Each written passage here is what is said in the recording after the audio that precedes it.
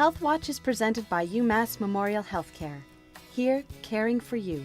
Welcome to Health Watch, presented by UMass Memorial Healthcare. Today we're talking about lupus, a chronic autoimmune disease that can damage any part of the body. Lupus is an overactive immune system that attacks tissues and organs in your body that really cause a large number of symptoms. That can include joint pain, sun sensitivity of the skin, kidney problems, and other issues. Lupus appears to be from an overactive immune system. Our immune system's job is to protect us from infection, cancers, and other invaders. When the immune system overreacts, it can damage, as collateral damage, it can damage our own tissues. Women in particular are much more commonly affected than men, in a ratio of about 9-to-1. And then anybody with lupus in their family or other autoimmune diseases in their family, it appears that genes play a role, and so they will be more susceptible. Can you explain how lupus can present itself in a variety of ways? Lupus is a relatively complicated disease, and that's because it can affect multiple tissues in the body, multiple organ systems, and that results in a lot of different types of symptoms that patients will come to their doctor with. One form of lupus is cutaneous lupus, or lupus of the skin, and patients will have symptoms only in their skin. Other types of lupus include systemic lupus, or lupus all over the body. That can also affect the skin, but also affect other organs like the kidneys and the brain and the heart and the joints. And so there are many different manifestations of the disease, and it can be very difficult for patients and their doctors to really put together the pieces to know that that's what's going on. How do you know if you have lupus or if you are predisposed to having it? There are a number of symptoms that will tell you that someone has lupus. And the problem is each one of those symptoms can be caused by other things as well.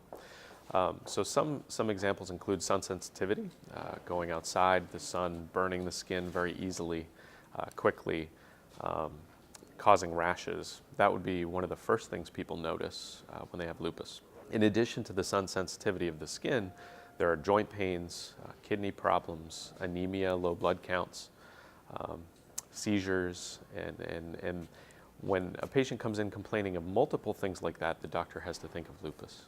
What treatments are available for those who suffer from lupus? Well, because lupus is primarily due to an overreactive immune system, most of the medical treatments that we have for lupus suppress that overactive immune system, and so they're generally known as immunosuppressants. Is there a cure for lupus? There isn't currently a cure for lupus, and there aren't too many cures for many diseases that we have.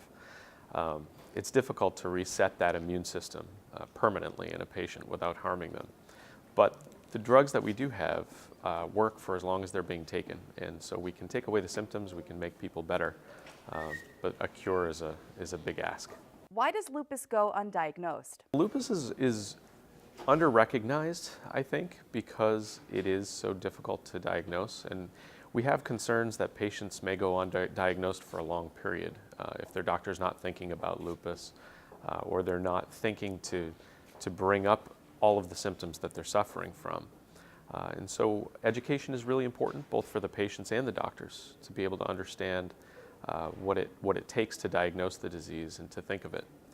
Because patients may suffer for a very long time until they're properly diagnosed and properly treated.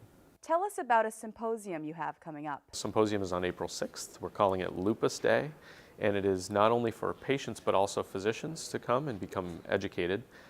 We have some great speakers who will talk about early on about the science of lupus and how we're working to really understand how it works and develop better treatments.